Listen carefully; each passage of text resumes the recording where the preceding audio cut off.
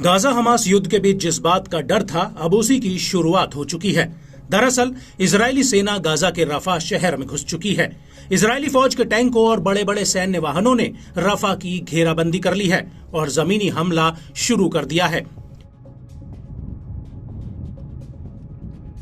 रफा Gaza का इकलौता ऐसा शहर था जिसमें करीब 14 लाख से ज्यादा लोग पनाह लिए हुए थे और रफा को लेकर इजरायली प्रधानमंत्री बार बार कह रहे थे कि हमास के खात्मे के लिए रफा पर हर हाल में हमला होकर रहेगा।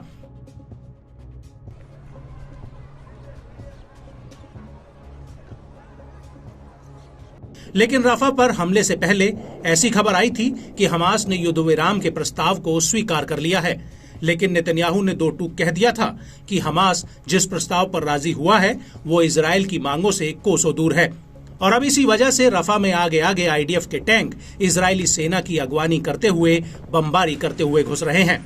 और उनके पीछे पीछे इजरायली फौज चल रही है। और वहीं दूसरी तरफ आसमान से इजरायली सेना के लड़ाकू जहाज हवाई हमला करके रफा में आईडीएफ के लिए रास्ता साफ कर रहे हैं।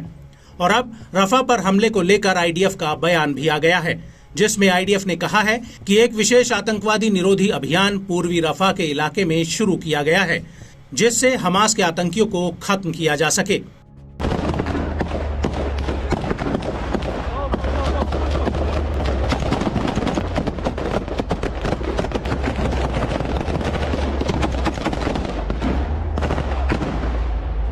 आपको बता दें कि आईडीएफ ने एक वीडियो भी जारी किया है जिसमें रफा क्रॉसिंग पर आईडीएफ के 4 टैंक्स नजर आ रहे हैं और आईडीएफ का कहना है कि इजरायली सैनिक गाजा की तरफ ऑपरेशनल नियंत्रण हासिल करने में कामयाब हुए हैं और इस इलाके में जमीनी सेना और वायु सेना ने हमास के सैन्य ढांचों को ध्वस्त कर दिया है।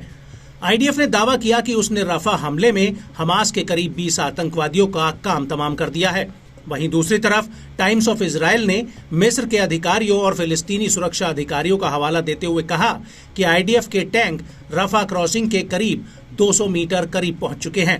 हालांकि मिस्र के अधिकारियों का कहना है कि ये ऑपरेशन सीमित नजर आ रहा है। आपको बता दें कि रफा मिस्र से लगता हुआ गाजा का एक शहर है जहां से गाजा के भीतर आना या बाहर जाना होता है और यहीं से गाजा के भीतर मानवीय सहायता पहुंचाई जा रही थी। लेकिन आईडीएफ ने रफा के निवासियों से कह दिया है कि वो रफा छोड़कर अल मवासी इलाके में चले जाएं, जो समुद्र तट के किनारे है।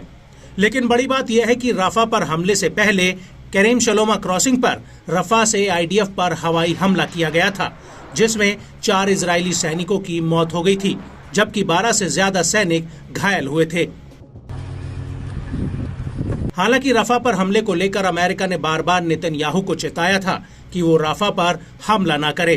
क्योंकि अगर रफा पर हमला होता है तो इससे आम नागरिकों पर तबाही का पहाड़ टूट पड़ेगा। लेकिन नेतन्याहू ने बाइडेन की बात को दरकिनार कर दिया है और रफा पर हमले को लेकर अमेरिका ने साफ कह दिया है कि वो रफा पर हमले को लेकर इजरायल के साथ नहीं है। इसको लेकर अमेरिकी स्टेट डिपार्टमेंट के प्रवक्ता मैथ्यू मिलर ने कहा कि हम रफा पर इजरायल के संपूर्ण हमले का समर्थन नहीं करते हैं। We believe a military operation in Rafah right now would dramatically increase the suffering of the Palestinian people, would lead to an increase in loss of civilian life, would dramatically disrupt the delivery of humanitarian assistance. All quite clear our position on Rafah for some time, which is that we cannot support an operation in Rafah as it is currently envisioned. We have made clear, the Secretary made this clear in his conversations with Prime Minister Netanyahu and other members of the Israeli government last week, that we have not seen a humanitarian plan that is credible and that is implementable.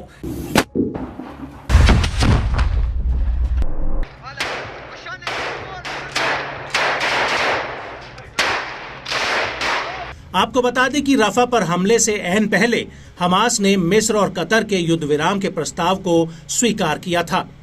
लेकिन Israel का कहना है कि ये वो प्रस्ताव नहीं है जिस पर मिस्र और इजरायल ने 10 दिन पहले हामी भरी थी,